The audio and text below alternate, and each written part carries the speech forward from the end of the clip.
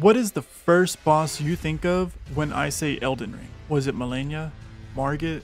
Radahn? I was on YouTube watching Asmongold's tier list of the bosses when I noticed a theme with his rankings. He would rank bosses highly based on two main features, the fairness of the fight and the quality of the presentation, which got me thinking of what did I prefer in a boss fight. Do I prefer cinematic fights that don't necessarily require a lot of skill or user engagement, but look beautiful and have a lot of build up to them? Or do I prefer a more challenging experience that tests my knowledge of the game's systems and mechanics in a fair way? And truth be told, Elden Ring has done a really good job of finding the right balance with both. So I ask this question again. Who is the first boss you think of when I say Elden Ring?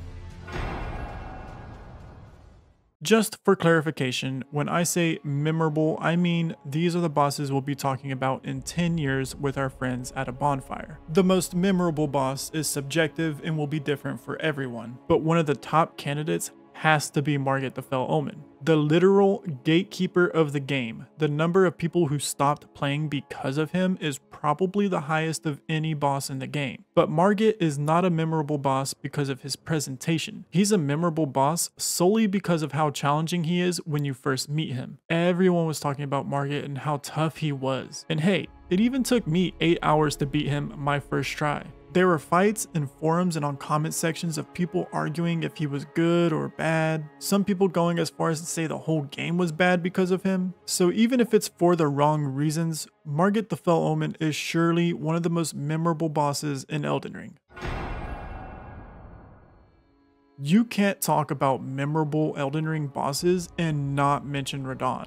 I feel like that's a cardinal sin. Now Radahn is a boss that I think is more memorable for the presentation, not necessarily the challenge. You first hear about Radahn from a friendly jar stuck in the ground. Alexander tells you he's going to Redmane Castle for the Radahn Festival, which is Elden Ring's way of telling you, hey, you should go there too. And once you get there, you instantly catch a vibe. You talk to the clown and he dumps all this lore onto you about Radahn, and you get this crazy good cutscene, and then it's go time. You head down the elevator, hit the portal, and suddenly you're storming the beaches, dodging arrows on horseback, summoning your companions. When you finally get him down to half health, he shoots up into the air and comes back as a meteor, killing everyone in his vicinity. Then in his phase 2, he starts using gravitational magic, and at some point you realize that he's riding this horse. This poor horse is struggling. How could Radahn not be one of the most memorable bosses?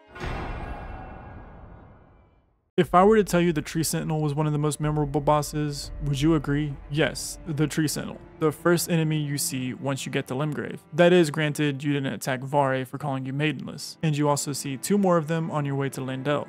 Oh, and there's a draconic version that you fight as well soon after that.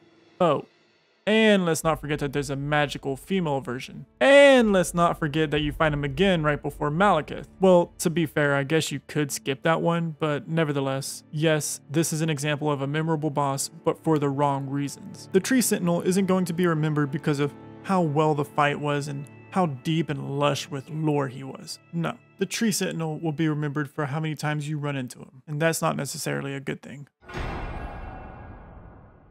It wouldn't be a very good game if the final boss wasn't memorable, right? Thankfully, Elden Ring does not suffer from this problem in the slightest bit. The Radagon Elden Beast dynamic is a perfect example of a fair and challenging fight, but also a very cinematic fight. Radagon is a challenging, fun boss to fight, so much so that I would frequently load up Elden Ring just for the sole purpose of fighting him because it was just that fun for me. Very few bosses ever in any Souls game has ever gotten me to do that. Then you have the Elden Beast, a very different fight in of itself. And while it's not necessarily as challenging as the Radagon version, it is very, very beautiful. The real challenge is making sure you beat Radagon with enough heals to carry you over through the Elden Beast. The final boss fight was done to perfection and really wrapped up the game well, so I don't see a world where these two are not considered 2 of the most memorable bosses in the game.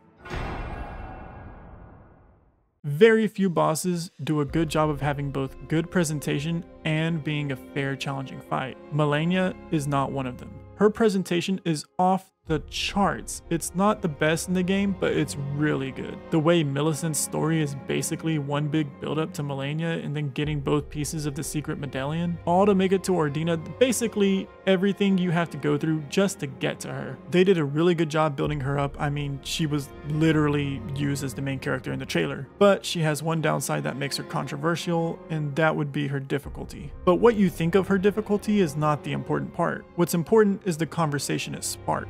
Melania will be remembered as one of the hardest bosses we've ever seen in the Souls genre. These, I think, are the most memorable bosses in Elden Ring.